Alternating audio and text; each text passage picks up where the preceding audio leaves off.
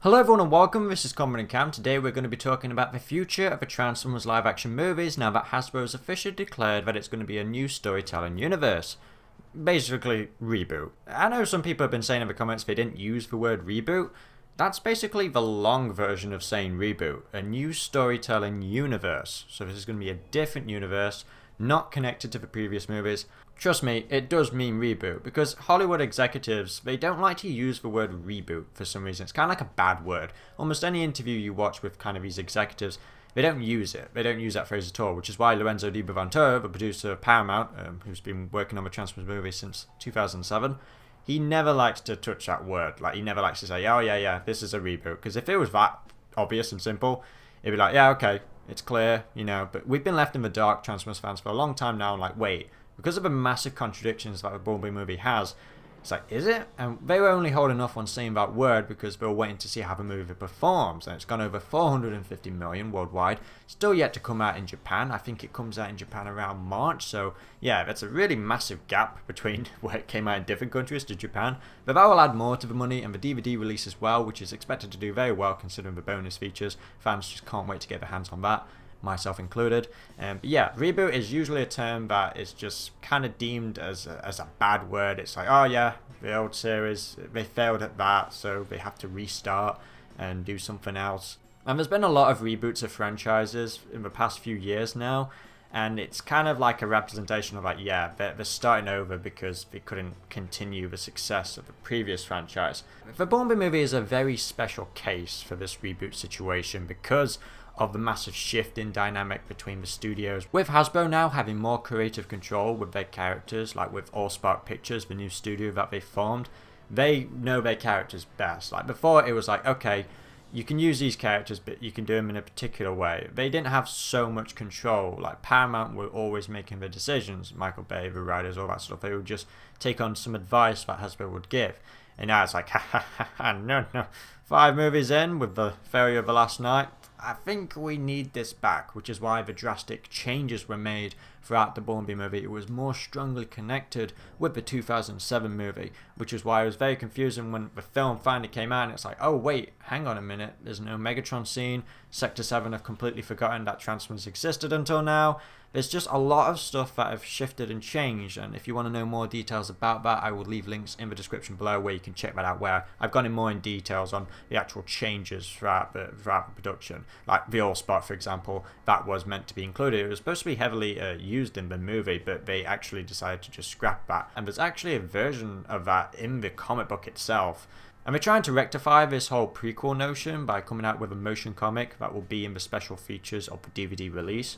But with this official announcement, because it was announced at Toy Fair, Hasbro's panel, what is the next step for the movies? What is the case? What do we know so far that is in development? Well, they are definitely working on more movies. It'll be a while until we actually get that though, because they are properly thinking about this now. It's like, okay, we've said that this is a new storytelling universe, so let's not mess this up, and take all the time you need, because we fans, we can wait. We'll wait for the best. It's better to wait than just like give us something next year, which is what the sort of schedule was going to be for the movies if we were to continue in the Bayverse.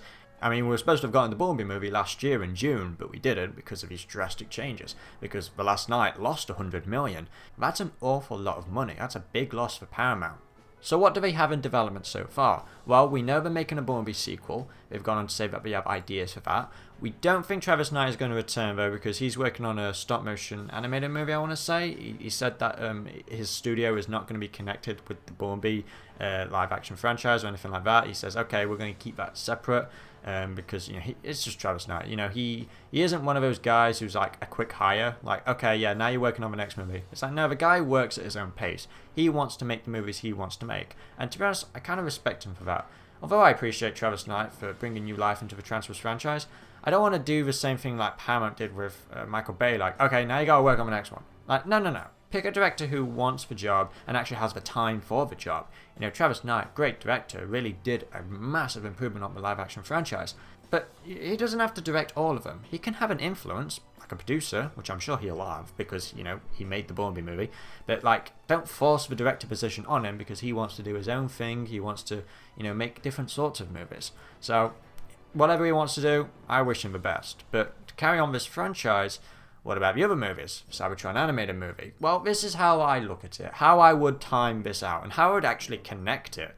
Because the way how I'm going to map out these movies now is kind of like prequels a little bit. So just hear me out. So the Cybertron animated movie has to be a prequel. It'll talk about the days before the fall of Cybertron, because at the point in the Bumblebee movie, Cybertron has fallen. So there's no stories to really tell from that planet, because that's already, that's doomed, that's gone. And I'm going to include the fall of Cybertron a little bit into the Optimus Prime movie a little bit.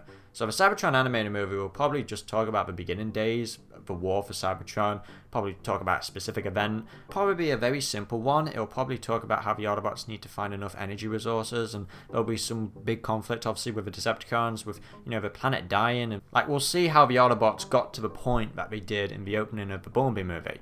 So the timeline that I'm kind of going with here is that, okay, we have the Cybertron animated movie, then we have the events of the Bumblebee movie, and then in between the Bumblebee movie, with its different points in the movie, we'll have the Optimus Prime solo movie. So the last time we saw Optimus Prime on Cybertron, he was surrounded by Soundwave, Shockwave, and it just fades out and we don't know what happened next. Well, the way how they could make an Optimus Prime solo movie work is if they told the events of that story and have a journey throughout the movie of him trying to find the other Autobots and then get to Earth with Bumblebee. I can imagine they're going to keep the 80s setting still in the Bumblebee sequel, which is why I don't want the events of Optimus Prime solo movie to be a guy in his truck. It's like, no, we've got a girl in a car. We don't want a guy in his truck. We're sick of these human side stories, okay? I would love to see Haley Steinfeld come back in the Bumblebee sequel, which is why I'm saying we'll have the Cybertron movie, then we have the Bumblebee movie, and then we have the Optimus Prime movie take place in between the Bumblebee movie, like at the same time, and then we have the Bumblebee sequel, because we're never going to make it, take place right after the events of Bumblebee, and he has the Autobots on Earth at that time, and maybe the Autobots are exploring Earth and doing their own thing, and we just focus on this other side story of Bumblebee. Now, I really don't want a Bumblebee sequel. I want a sequel set in the world of Bumblebee, but I don't think we should get a sequel.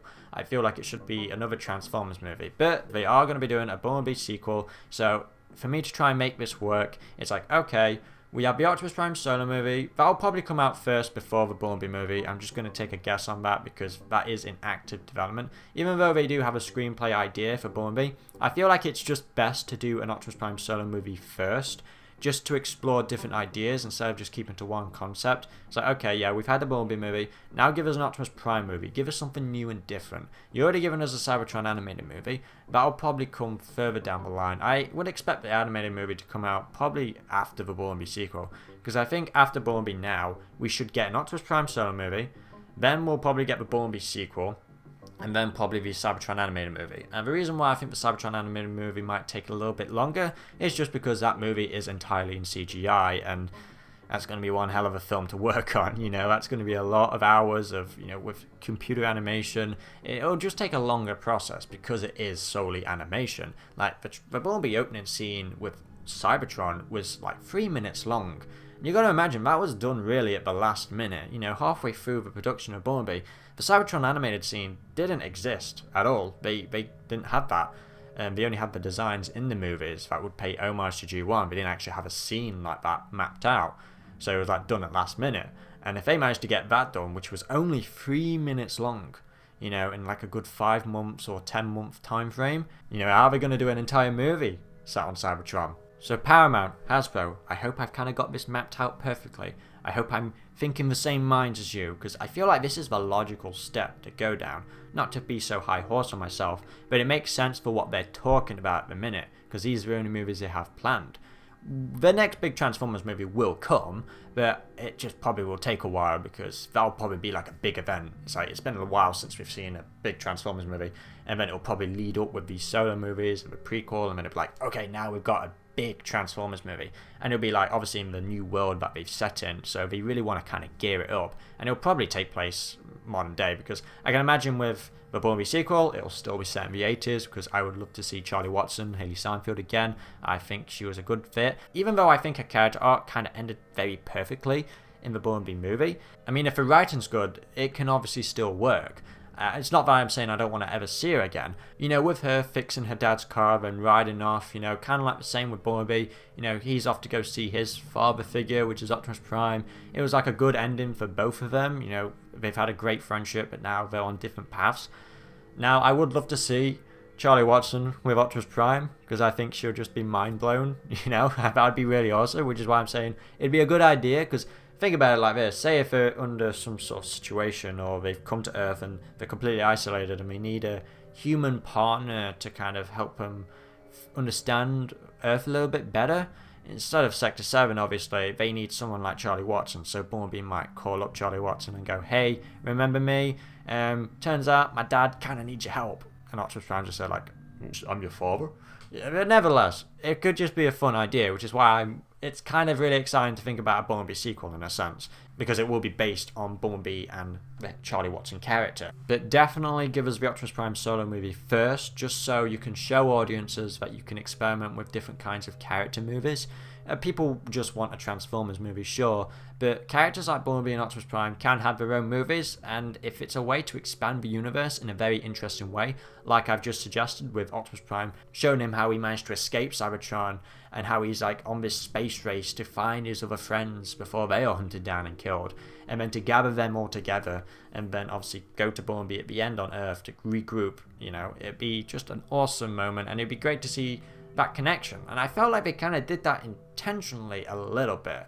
I don't know, it really does feel like it, like, oh, what happened to Optimus Prime? Like, I really want to know. And it's, you can't just say, oh, he's Optimus Prime. Like, you can, but to me, that's just not good enough. It's like, yes, I know he's fantastic and great. If he's Optimus Prime, show me how that boss Optimus Prime managed to do it. So, what's the plan? Well, if I was in charge of these movies, I would do the Optimus Prime solo movie, then the Bumblebee sequel, then a Cybertron animated movie, and then the next big Transformers movie. Now, they have talked about how Beast Wars has a chance. That may be a bit more difficult to do at the minute, just by where does it take place in the universe. That's obviously something to think about farther in the future, because that's probably going to take a bit more development to work on, like figure it out. But that would be a great concept. Obviously, Beast Wars is one of my favorite Transformers shows. I'd love to see that depicted in live action. It's just like, you really need to get the timeline right on how that's set in this universe. Not if you're going to combine it with the plot of Beast Wars, if you really can't combine it with present day in the world that we're in at the minute, because I really do think they're going to keep to the 80s theme, and when they do the next big Transformers movie, it'll be like, okay, now it's in present day, because, you know, they'll be having new fancy cars or whatever, hopefully not too expensive, because, you know, you got to kind of keep the realism a little bit. That's why I never bought any of the realism in the Michael Bay movies, just based on the car designs alone. It's like, yeah, you want them to look great, you want them to look fantastic, but they really were promotions for their cars, and it was really, really noticeable, which is why I was really annoying at times. It's kind of like, yeah, Bumblebee, $1 million like car or whatever, it's not even out in that year that it's set in. It's just, I don't know. But hey, with it being an 80s theme, they can still carry out those modes. And maybe in the Bumblebee sequel, they weave into the plot of Where's Megatron a little bit. Or they could involve Where's Megatron in the Optimus Prime solo movie. Whatever, you know, it's not like we're not going to see that character again. The only reason he didn't appear in the Bumblebee movie was because they didn't know the direction of his movie, and they just didn't include him just for the safe bet of like, yeah, okay, just get rid of his strong connection to the 2007 movie, and maybe if this is a reboot, and now they've gone on to say, they'll explain a different reason why he's not in the film, why he wasn't on Cybertron. Perhaps the animated Cybertron movie could explain what happened to Megatron towards the fall of Cybertron. That's my idea for this new storytelling universe. Let me know what you think in the comment section below. Do you like my idea? Or share me your ideas, because I'll be really interested to see how people really want this series to kind of map out, because they really have to be delicate now. Hasbro, Paramount, all of them. It's like, okay, this is a reboot. Just make sure it works. I mean, you've done good with Bumblebee. You've brought hope into fans. So let's just hope it pays off. So if you're new to this channel, be sure to like, comment, subscribe. Click on that notification bell to get all updates, especially on the Transformers live action movies, instantly. This has been Common and Cam, and until the next video, goodbye.